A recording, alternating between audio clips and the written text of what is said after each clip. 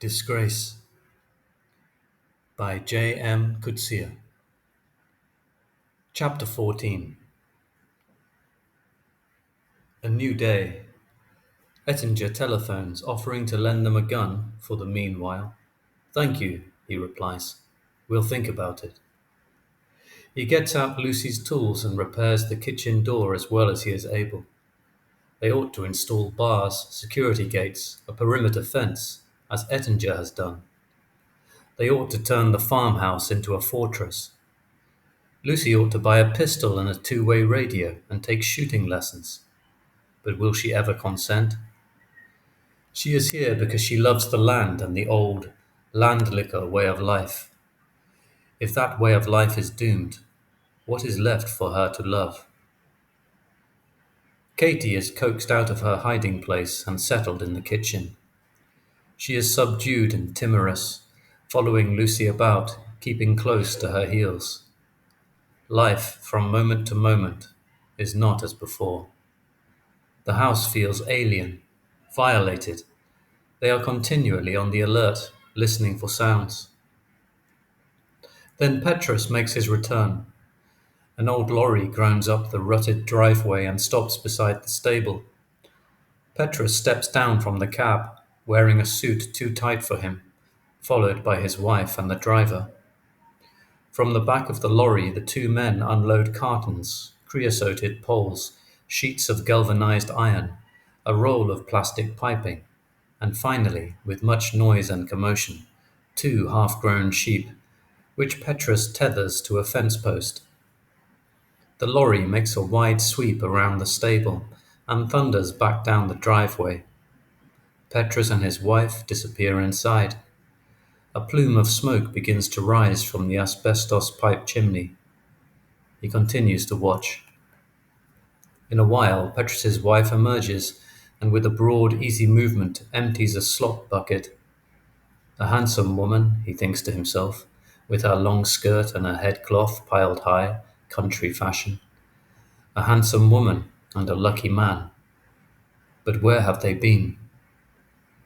Petrus is back, he tells Lucy, with a load of building materials. Good. Why didn't he tell you he was going away? Doesn't it strike you as fishy that he should disappear at precisely this time? I can't order Petrus about. He is his own master. A non sequitur, but he lets it pass. He has decided to let everything pass with Lucy for the time being. Lucy keeps to herself, expresses no feelings, shows no interest in anything around her. It is he, ignorant as he is about farming, who must let the ducks out of their pen, master the sluice system, and lead water to save the garden from parching. Lucy spends hour after hour lying on her bed, staring into space or looking at old magazines, of which she seems to have an unlimited store. She flicks through them impatiently, as though searching for something that is not there. Of Edwin Drood there is no more sign. He spies Petrus out of the dam, in his work overalls. It seems odd that the man has not yet reported to Lucy. He strolls over, exchanges greetings. "You must have heard we had a big robbery on Wednesday while you were away." "Yes," says Petrus. "I heard. It is very bad. A very bad thing. But you are all right now." Is he all right? Is Lucy all right? Is Petrus asking a question? It does not sound like a question, but he cannot take it otherwise, not decently. The question is, what is the answer? "I am alive," he says. "As long as one is alive, one is all right, I suppose, so yes, I am all right." He pauses, waits, allows a silence to develop, a silence which Petrus ought to fill with the next question. And how is Lucy? He is wrong. "Will Lucy go to the market tomorrow?" asks Petrus. "I don't know." "Because she will lose her stall if she does not go," says Petrus. "Maybe." "Petrus wants to know if you are going to the market tomorrow," he informs Lucy. He is afraid you might lose your stall. Why don't the two of you go? She says. I don't feel up to it. Are you sure? It would be a pity to miss a week. She does not reply. She would rather hide her face, and he knows why. Because of the disgrace. Because of the shame. That is what their visitors have achieved. That is what they have done to this confident, modern young woman. Like a stain, the story is spreading across the district. Not her story to spread, but theirs. They are its owners. How they put her in her place. How they showed her what a woman was for. With his one eye and his white skullcap, he has his own measure of shyness about showing himself in public. But for Lucy's sake he goes through with the market business, sitting beside Petrus at the stall, enduring the stares of the curious, responding politely to those friends of Lucy's who choose to commiserate. Yes, we lost a car, he says, and the dogs, of course, all but one. No, my daughter is fine, just not feeling well today. No, we are not hopeful. The police are overstretched, as I'm sure you know. Yes, I'll be sure to tell her. He reads their story as reported in the Herald. Unknown assailants, the men are called.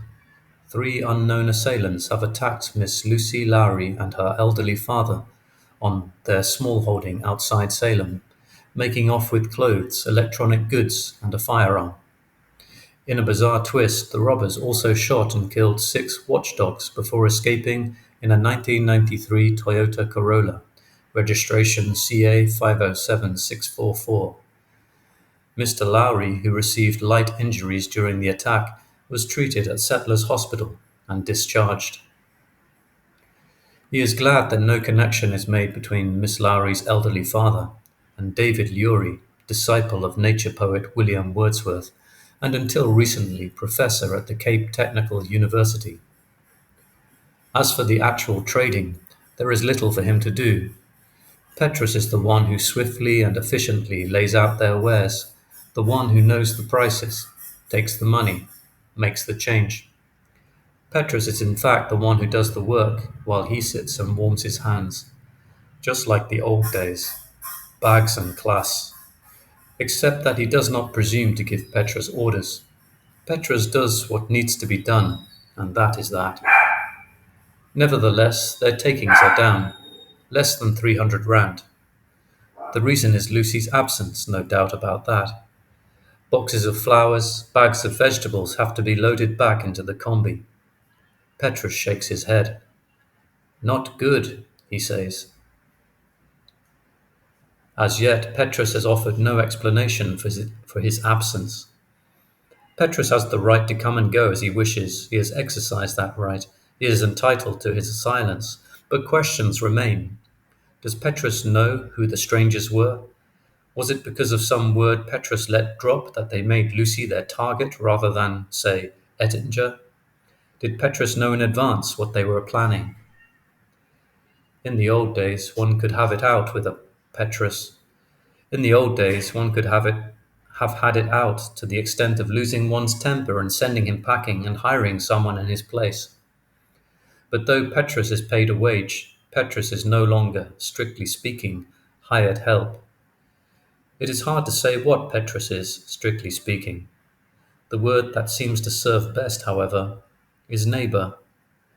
Petrus is a neighbour who at present happens to sell his labour, because that is what suits him. He sells his labour under contract, unwritten contract, and that contract makes no provision for dismissal on grounds of suspicion. It is a new world they live in, he and Lucy and Petrus. Petrus knows it, and he knows it, and Petrus knows that he knows it. In spite of which he feels at home with Petrus. He is even prepared, however guardedly, to like him. Petrus is a man of his generation. Doubtless Petrus has been through a lot. Doubtless he has a story to tell. He would not mind hearing Petrus's story one day, but preferably not reduced to English. More and more he is convinced that English is an unfit medium for the truth of South Africa. Stretches of English code, whole sentences long have thickened, lost their articulation, their articulatedness, their articulateness. Like a dinosaur expiring and settling in the mud, the language has stiffened. Pressed into the mold of English, Petrus's story would come out arthritic, bygone. What appeals to him in Petrus is his face and his hands. If there is such a thing as honest toil, then Petrus bears its marks. A man of patience, energy, resilience. A peasant, a paisan, a man of the country. A plotter and a schemer, and no doubt a liar too, like peasants everywhere. Honest toil and honest cunning. He has his own suspicions of what Petrus is up to in the longer run. Petrus will not be content to plough forever his hectare and a half. Lucy may have lasted longer than her hippie gypsy friends, but to Petrus, Lucy is still chicken feed, an amateur, an enthusiast of the farming life rather than a farmer. Petrus would like to take over Lucy's land. Then he would like to have Ettinger's too, or enough of it to run a herd on. Ettinger will be a harder nut to crack. Lucy is merely a transient. Ettinger is another peasant, a man of the earth, tenacious, eingewisselt. But Ettinger will die one of these days, and the Ettinger son has fled. In that respect, Ettinger has been stupid. A good peasant takes care to have lots of sons. Petrus has a vision of the future, in which people like Lucy have no place. But that need not make an enemy of Petrus. Country life has always been a matter of neighbours scheming against each other, wishing on each other pests, poor crops, financial ruin, yet in a crisis ready to lend a hand. The worst, the darkest reading would be that Petrus engaged three strange men to teach Lucy a lesson, paying them off with the loot. But he cannot believe that. It would be too simple. The real truth, he suspects, is something far more. He casts around for the word anthropological, something it would take months to get to the bottom of. Months of patient, unhurried conversation with dozens of people and the offices of an interpreter. On the other hand, he does believe that Petrus knew something was in the offing. He does believe Petrus could have warned Lucy. That is why he will not let go of the subject. That is why he continues to nag Petrus. Petrus has emptied the concrete storage dam and is cleaning it of algae. It is an unpleasant job. Nevertheless, he offers to help. With his feet crammed into Lucy's rubber boots, he climbs into the dam, stepping carefully on the slick bottom. For a while, he and Petrus work in concert, scraping, scrubbing, shoveling out the mud. Then he breaks off. "Do you know, Petrus," he says, "I find it hard to believe the men who came here were strangers. I find it hard to believe they arrived out of nowhere and did what they did and disappeared afterwards like ghosts. And I find it hard to believe that the reason they picked on us was simply that we were the first white folk they met that day. What do you think? Am I wrong?" Petrus smokes a pipe, an old-fashioned pipe with a hooked stem and a little silver cap over the bowl. Now he straightens up, takes the pipe from the pocket of his overalls, opens the cap, tamps down the tobacco in the bowl, sucks at the pipe unlit. He stares reflectively over the dam wall, over the hills, over open country. His expression is perfectly tranquil. "The police must find them," he says at last. "The police must find them and put them in jail. That is the job of the police." But the police are not going to find them without help. Those men knew about the forestry station. I am convinced they knew about Lucy. How could they have known if they were complete strangers to the district? Petrus chooses not to take this as a question. He puts the pipe away in his pocket, exchanges spade for broom. "It was not simply theft, Petrus," he persists. "They did not come just to steal. They did not come just to do this to me." He touches the bandages, touches the eye shield. "They came to do something else as well. You know what I mean. Or if you don't know, you can surely guess. After they did what they did, You cannot expect Lucy calmly to go on with her life as before. I am Lucy's father. I want those men to be caught and brought before the law and punished. Am I wrong? Am I wrong to want justice? He does not care how he gets the words out of Petrus now. He just wants to hear them. No, you are not wrong. A flurry of anger runs through him, strong enough to take him by surprise. He picks up his spade and strikes whole strips of mud and weed from the dam bottom, flinging them over his shoulder, over the wall. You are whipping yourself into a rage, he admonishes himself. Stop it. Yet at this moment he would like to take Petrus by the throat. If it had been your wife instead of my daughter, he would like to say to Petrus, you would not be tapping your pipe and weighing your words so judiciously. Violation, that is the word he would like to force out of Petrus. Yes, it was a violation, he would like to hear Petrus say. Yes, it was an outrage. In silence, side by side, he and Petrus finish off the job. This is how his days are spent on the farm. He helps Petrus clean up the irrigation system. He keeps the garden from going to ruin. He packs produce for the market. He helps Bev Shaw at the clinic. He sweeps the floors, cooks the meals, does all the things that Lucy no longer does. He is busy from dawn to dusk. His eye is healing surprisingly fast. After a mere week, he is able to use it again. The burns are taking longer.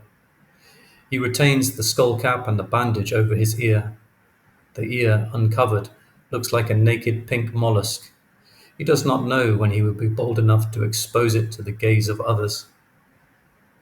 He buys a hat to keep off the sun, and to a degree, to hide his face.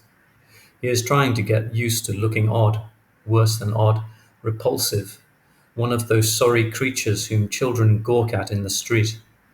Why does that man look so funny? They ask their mothers, and have to be hushed. He goes to the shops in Salem as seldom as he can, to Grahamstown only on Saturdays. All at once he has become a recluse, a country recluse, the end of roving. Though the heart be still as loving and the moon be still as bright, who would have thought it would come to an end so soon and so suddenly, the roving, the loving? He has no reason to believe their misfortunes have made it onto the gossip circuit in Cape Town. Nevertheless, he wants to be sure that Rosalind does not hear the story in some garbled form. Twice he tries to call her, without success. The third time he telephones the travel agency where she works. Rosalind is in Madagascar, he is told, scouting. He is given the fax number of a hotel in Antananarivo. He composes a dispatch. Lucy and I have had some bad luck. My car was stolen, and there was a scuffle too, in which I took a bit of a knock. Nothing serious, we're both fine, though shaken. Thought I'd let you know in case of rumours. Trust you are having a good time. He gives the page to Lucy to approve, then to Bev Shaw to send off to Rosalind in darkest Africa. Lucy is not improving. She stays up all night, claiming she cannot sleep. Then in the afternoons he finds her asleep on the sofa, her thumb in her mouth like a child. She has lost interest in food. He is the one who has to tempt her to eat, cooking unfamiliar dishes because she refuses to touch meat. This is not what he came for, to be stuck in the back of beyond, warding off demons, nursing his daughter, attending to a dying enterprise. If he came for anything, it was to gather himself, gather his forces. Here he is losing himself day by day. The demons do not pass him by. He has nightmares of his own in which he wallows in a bed of blood, or panting, shouting soundlessly, runs from the man with the face like a hawk, like a Benin mask, like Thoth. One night, half sleepwalking, half demented, he strips his own bed, even turns the mattress over, looking for stains. There is still the Byron project. Of the books he brought from Cape Town, only 2 volumes of the letters are left. The rest were in the trunk of the stolen car. The public library in Grahamstown can offer nothing but selections from the poems. But does he need to go on reading? What more does he need to know of how Byron and his acquaintance passed their time in old Ravenna? Can he not by now invent a Byron who is true to Byron, and a Teresa too? He has, if the truth be told, been putting it off for months, the moment when he must face the blank page, strike the first note, see what he is worth. Snatches are already imprinted on his mind of the lovers in duet, the vocal lines, soprano and tenor, coiling wordlessly around and past each other like serpents. Melody without climax, the whisper of reptile scales on marble staircases, and throbbing in the background, the baritone of the humiliated husband. Will this be where the dark trio are at last brought to life? Not in Cape Town, but in old Kafraria.